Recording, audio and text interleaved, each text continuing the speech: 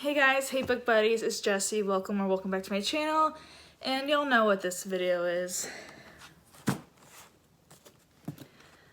October's Book of the Month box, so let's get right into it. Wait. Okay. So the video I did of reacting to Book of the Month's October's picks, it's like, I think what I remember said what the teaser was, like beware, and it's like, well, at least I thought it was spooky with the teaser, and then what we actually got selections wise, I was disappointed with the selections. I was expecting a lot more fun, spooky, dark romance and more thrillers and than what we got. It was just very underwhelming to me. But nonetheless, I did get more than one book, as you can see from the big box. We're not surprised. I really need to control myself, but I like books. But let's see what's on top first. Okay, so I don't remember if this was my Book of the Month pick or an add-on. I don't remember what it was, okay?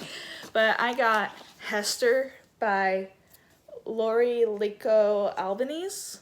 And this is a historical fiction, and it reminded me of Outlander.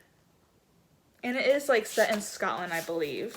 Yeah, Scotland in the early 1800s with her husband, and I think she's an apothecary. I think her husband goes off to war, and then she meets a young man. I don't know. It's totally the vibes of Outlander, and she's an apothecary, and I think it touches on the Salem witch trials. So I was hooked. This cover's so pretty, and I am really surprised with, I thought it was gonna be a lot bigger. Oh wow, this is a really short book for what I was expecting.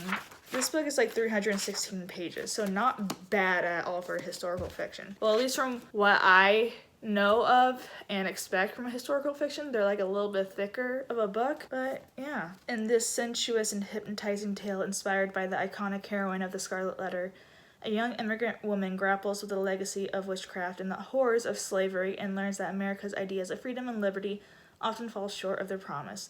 Evocatively imagined and meticulously researched, Hester is the timeless tale of art, ambition, and desire that explores the roots of female creative power and the men who try to shut it down. Badass female. I'm here for it. Before I get into the rest of the books, my box did come in late. It was delayed because of the volume of requests for a certain book that I picked, but it didn't tell me what book it was. So I'm like, I kind of would like to know what book I picked that's in high demand, but I'm thinking it's one of these two. Yes, I got 3 books. I don't want to talk about it. But the next book I got is The Family Game by Catherine Steadman. And this is one of the thriller picks. I think this was the only thriller picks, which was kind of disappointing. One thriller for the month of October. Like, really? Like, that's like the month to do a thriller. Or I guess they have another They have another shot to do it for November, but if they don't hit it in November, yikes. The rules. Listen carefully, do your research, trust no one, run for your life. A rich, eccentric family. A time-honored tradition. A lethal game. A rich, eccentric family. A time-honored tradition. A lethal game of survival. One woman is about to find out if she has what it takes to join her husband's family. In this riveting must-read thriller from the author of Something in the Water. So, the main character, Harriet Reed, she's a novelist on the brink of her literary stardom. And she's newly engaged to Edward, who is the heir to the powerful family. Harriet is drawn to the lavish world. The family seems perfectly welcoming. So when Edward's father, Robert, hands Harriet a tape of a book he's been working on, she is eager to listen, but as she presses play, it's clear that this isn't just a novel, it's a confession. A confession to a grisly crime, a murder, and suddenly the game is in motion. Feeling isolated, confused, Harriet must work out if this is part of the plan to test her loyalty or something far darker. What is it that Robert sees in her? Why give her the power to destroy everything? This might be a game to the Holbeck family, but for Harriet, losing might prove deadly. And again, it's shorter or smaller than what I was expecting. It's 319 pages. I was expecting like a lengthier book or a thriller, but I'm excited to read this book. Just look at the mansion in the back.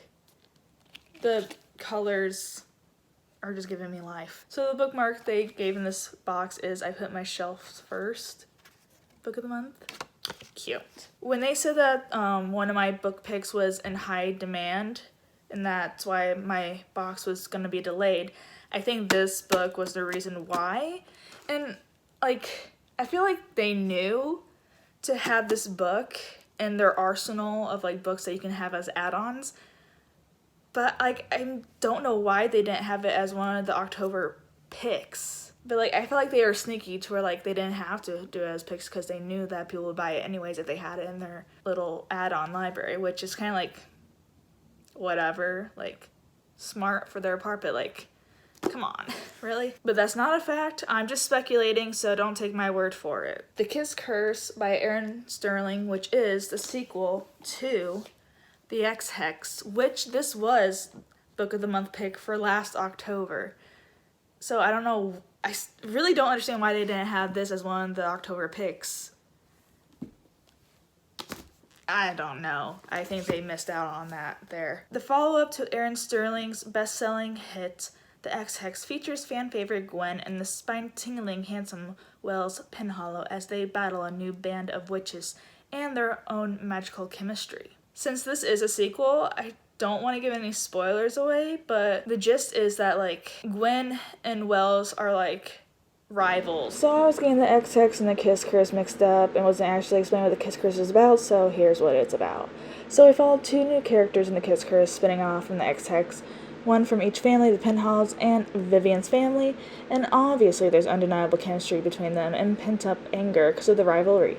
And a new witch company comes into town and is messing with Gwen's magic and with Stor's magic.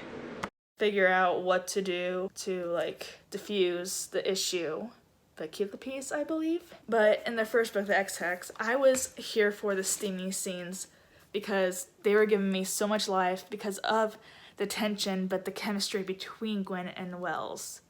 I loved it so much.